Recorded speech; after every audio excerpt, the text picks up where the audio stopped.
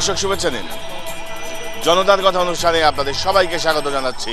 আমি কনক সারওয়ার। আপনারা জানেন, জনগণের কথা তুলে ধরতে এই একুশে টেলিভিশনের বিশেষ আয়োজন জনতার কথা। দর্শক, আমরা দেশে শক্তিশালী গণতন্ত্র চাই, আমরা চাই সরকারকে সহায়তা করতে। দর্শক, প্রতিদিন অবরোধে সহিংসতায় সাধারণ মানুষ মারা যাচ্ছে, বাসে আগুন দেওয়া হচ্ছে। গত কয়েকদিনের অবরোধের যে হিসেব আমাদের কাছে আছে, তাতে মৃতের সংখ্যা প্রায় 30-এর কাছাকাছি। প্রতিদিনই মানুষ মরছে। আমরা জানি না আজকের দিনটা শেষ হলে আর কতজন এই মৃতের তালিকায় যুক্ত হবেন। নিরীহ মানুষ মারা যাচ্ছে, কিন্তু আমাদের প্রধান রাজনৈতিক দল যার যার অবস্থানে এখনো অনড় আছেন। রাজনৈতিক দল যারা জনগণকেই তাদের সম্পদ মনে করেন, যারা জনগণের জন্য রাজনীতি করেন, তাদের যে অবস্থা, দেশের যে অবস্থা, সাধারণ মানুষের বিশ্লেষণ কি? তারা এসে শুধু মুখে বলেন, আসলে নিজের জন্য শুধু রাজনীতি করেন, নিজের ফায়দা লুটার জন্য তারা রাজনীতি করেন। আমাদের প্রধানমন্ত্রী কিছুদিন আগে বলেছেন যে আমি শান্তি চাই, দেশের মানুষ শান্তি চায়, আমি প্রধানমন্ত্রিত্ব চাই না। সেদিন তিনি কান্নাজড়িত কণ্ঠে বলেছেন, আমরা বিশ্বাস করি প্রধানমন্ত্রী শান্তি চাই দেশের। দল নিরপেক্ষ ব্যক্তির কাছে উনি ক্ষমতা ছেড়ে দেখ, আমাদের বিশ্বাস এখানে সব ঠিক হয়ে যাবে। এই সিচুয়েশনে একমাত্র যদি আমরা মনে করি যে খোদা তাআলার পরে যদি বাংলাদেশে কেউ থেকে থাকেন, তাহলে মনে হয় প্রধানমন্ত্রী আছেন। উনি যদি মনে করেন যে বাংলার মানুষের কল্যাণের জন্যে ওনার একটুটুকু ত্যাগ করলেই মনে হয় আমরা সবাই 16 কোটি মানুষ শান্তিতে থাকতে পারবো ইনশাল্লাহ। বর্তমান রাজনৈতিক যে সমস্যা, এটা বাংলাদেশে একমাত্র একজনের সৃষ্টি, সেটা হচ্ছেন আমাদের মাননীয় প্রধানমন্ত্রী। উনি ইচ্ছা করলেই সমস্যাটাকে সমাধান করে দিতে পারেন, কিন্তু উনি ক্ষমতায় টিকা থাকার জন্য, একতরফাভাবে একটা নির্বাচন করার জন্য, এদেশের মানুষকে কষ্ট দেওয়ার জন্য উনি ওনার পদ ত্যাগ করতেছে না।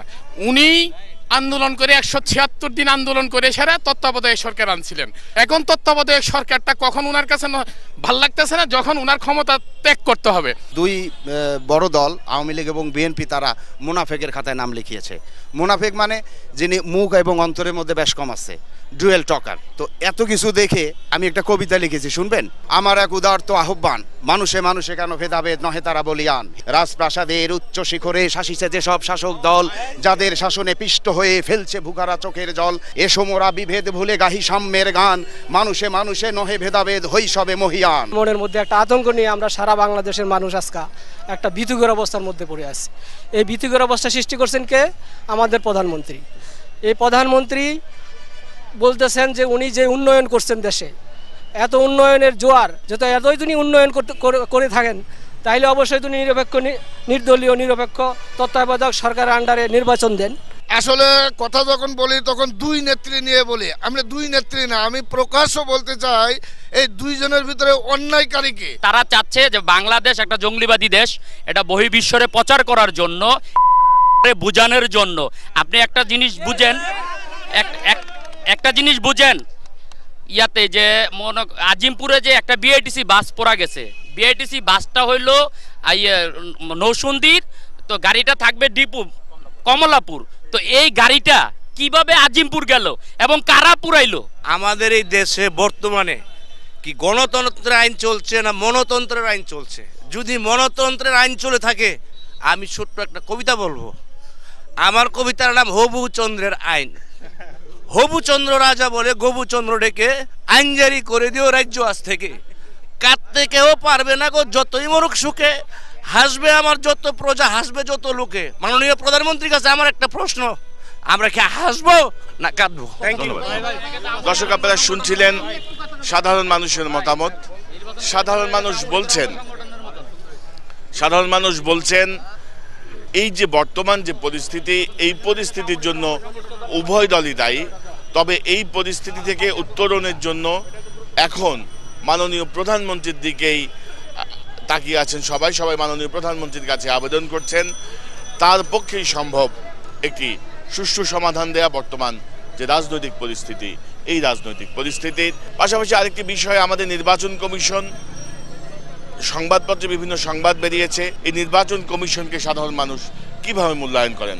নির্বাচনের ভূমিকা পুরো আওয়ামী লীগের পক্ষে, এই দেশের 16 কোটির পক্ষে উনি কাজ করে না। বর্তমান নির্বাচন কমিশনার একটা পুতুল সরকার মাত্র, কারণ ওনারা যা বলেন ওনারা তাই ঘোষণা করেন। তুমি হাকিম হইয়া হুকুম করো, পুলিশ হইয়া ধরো, সর্প হইয়া দংশন করো, ওজা হইয়া ধারো। নির্বাচন কমিশন টোটাল সরকারের পক্ষপাতী।